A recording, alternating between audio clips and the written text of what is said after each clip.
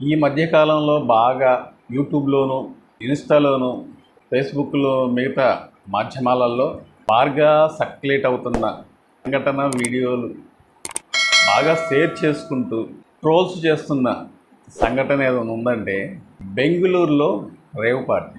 ఈ మధ్య అది ఎప్పుడైతే ఆ వార్త బయటకు వచ్చిందో అప్పటి నుంచి విపరీతమైన వీడియోస్ ఎందుకు బాగా ట్రోల్స్ అవుతుంది అంటే చాలామంది కొంతమంది ప్రముఖులు అలాగే సినిమా యాక్టర్స్ ఉండటం వల్ల బాగా అంటే మరి సినిమా యాక్టర్లు అంటే ఆ మాత్రం ఉంటుంది కదా, అంటే వేరే వాళ్ళ విషయంలో కాదులే కానీ సినిమా యాక్టర్లు ఇది నిజమా కాదా అని చెప్పి తెలుసుకోవటం, ఎంతవరకు నిజం అని చెప్పి తెలుసుకోవడానికి ఆతృత, జనాలలో ఆతృత.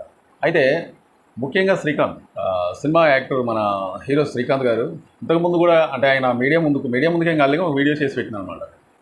అయితే వెంటనే అంటే కొద్దిగా టైం తీసుకొని ఆయనకు తెలిసిన తర్వాత, ఈ వార్త తెలిసిన తర్వాత, అరే బాబు నేను లేనురా, అసలు ఒక పార్టీలో నేను లేను, నాకు సంబంధం లేదు, నా గురించి ఎందుకు అలాగా వీడియోలు వస్తున్నాయో నాకేం అర్థం కావట్లేదు, కొన్ని న్యూస్ ఛానల్లో వచ్చినాయి, తర్వాత యూట్యూబు కొంతమంది వీడియోలు చేసి పెడుతున్నారు, మొన్న నా భార్యకు నాకు విడాకులు అయిపోయినాయని చెప్పేసి అట్లా చేశారు, మీరు విడాకులు ఇచ్చేశారు, తర్వాత ఈ రోజున మళ్ళీ ఏదో బెంగళూరులో జరిగిన రేవ్ పార్టీలో నేను ఉన్నానని చెప్పేసి అంటున్నారు, అసలు ఎందుకు ఇలాగ అంటున్నారు అని మళ్ళీ వెంటనే అతనే ఒక మాట చెప్పింది శ్రీకాంత్ గారు.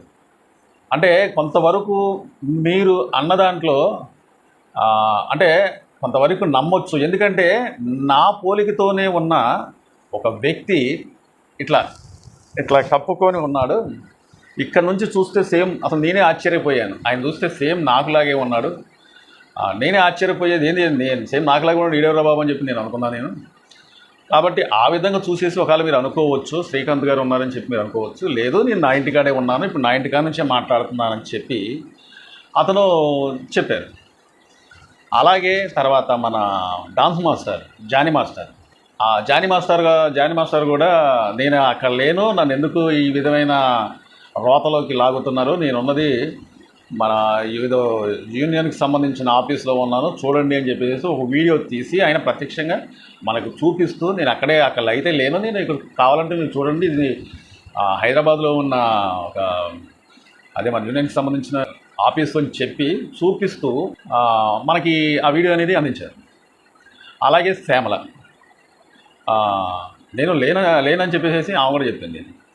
తర్వాత సినిమా యాక్టరు హేమ గారు కూడా నేను బెంగళూరులో లేను, నేను ఉన్నది ఒక ఫామ్ హౌస్లో ఉన్నాను, కావాలంటే చూడండి, నేను ఇక్కడ నుంచి మన ఒక ఫామ్ హౌస్లో ఉండి నేను మాట్లాడుతున్నాను, నన్ను బెంగళూరులో ఉన్నానని చెప్పేసి, ఆ రేవ్ పార్టీలో ఉన్నానని చెప్పేసి నా మీద ఎందుకు ఇలాగా సర్క్యులేట్ చేస్తున్నారని చెప్పి ఆమె కూడా ఒక వీడియో చేసి పంపించింది. అదే కాకుండా నెక్స్ట్ డే రెండో రోజు ఒక ఇన్స్టాలో ఒక వంట చేస్తూ, నేను నా ఇంట్లో ఉండి నేను వంట చేస్తున్నాను, ఏదో చికెన్ బిర్యానీ అనుకుంటా వంట చేస్తున్నానని చెప్పి కూడా ఒక వీడియో చేసి దాంట్లో పెట్టిందనమాట. అంటే అప్పటికప్పుడే వీడియో చేసి పెట్టడం ఏంటి అంటే, మీరు అక్కడ లేరని చెప్పి నిరూపించుకోవడానికి ఇంత అవసరమా అని చెప్పి కొంతమంది కామెంట్లో కూడా అడుగుతున్నారు. అయితే ఎంతవరకు నిజం ఎంతవరకు అబద్ధం అనేది అతి కొద్ది రోజుల్లోనే తెలిసిపోయింది. అదే కాకుండా ముఖ్యంగా చెప్పుకోవాలంటే శ్రీకాంత్ గారు అక్కడ వాస్తవంగా అయితే లేరని సంగతి చాలామంది అంటున్నారు. ఎందుకంటే ఒక మీడియా అంటే ఒక ప్రముఖ ఛానల్లో కూడా బీఆర్కే న్యూస్ ఛానల్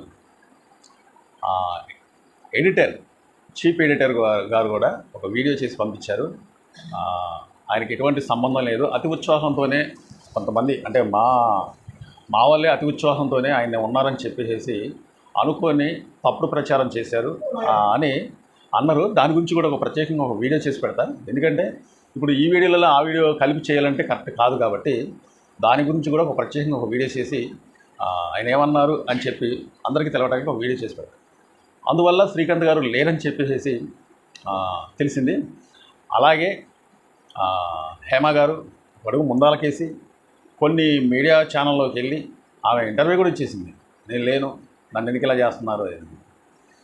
అయితే పోలీసు వారు మాత్రం హేమ ఫోటోని కూడా వాళ్ళు రిలీజ్ చేశారు. హేమ ఫోటోని రిలీజ్ చేశారంటే పోలీసు వారు రిలీజ్ చేసిన డ్రెస్సు, మనం రిలీజ్ చేసిన హేమ డ్రెస్సు, అలాగే ఈమె నేను ఒక ఫామ్ హౌస్లో ఉన్నా, నాకు ఎటువంటి సంబంధం లేదు, ఆ రేవు పార్టీకి, బెంగళూరులో జరిగిన రేవు పార్టీకి నేను అని చెప్పి ఒక వీడియో చేసి పంపించింది. ఆ పోలీసు వారు పంపించిన రిలీజ్ చేసిన వీడియోలలో మన ఫోటోలలో కూడా అదే డ్రెస్ మీద ఉంది. మరి ఇంటికాడ నుంచి చేసిన ఫామ్ హౌస్ నుంచి చేసిందని చెప్పింది. ఆ ఫామ్ హౌస్లో కూడా అదే డ్రెస్ మీద ఉంది. దాని గురించి ఇప్పుడు చాలా అంటే కొంతమందికి అనుమానాలు వస్తున్నాయి. అసలు నువ్వు వేసుకున్న డ్రెస్సు అనేది కరెక్ట్గా మరి పోలీసు వాళ్ళు ఎలా రిలీజ్ చేశారు అని చెప్పి దాని మీద కూడా కొంతమందికి అనుమానాలు ఉన్నాయి. సరే, ఏది అబద్ధమో ఏది నిజమనేది ఇది ఎల్లకాలం ఉండేది కాదు.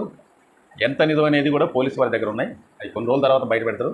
అందరికీ కరెక్ట్ అయిన సమాచారం అనేది అందిద్ది.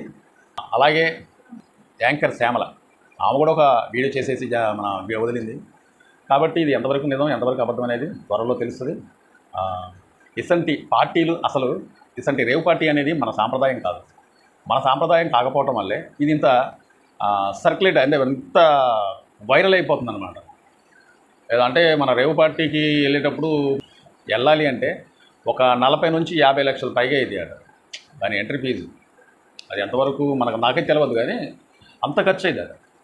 తర్వాత అక్కడికి వెళ్ళిన తర్వాత మందు, చిందు, పొందు ఇసంటివి ఉంటాయట కొన్ని వాటి కోసం వెళ్తా అన్నట్టుగా ఒక సమాచారం అనేది కొంతవరకు ఉంది.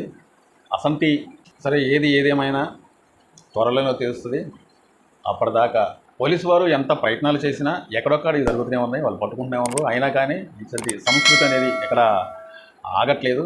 కాబట్టి ఇసంటి చెడ్డ అలవాట్ల కోసం చాలా దూరంగా ఉండటమే ముఖ్యం.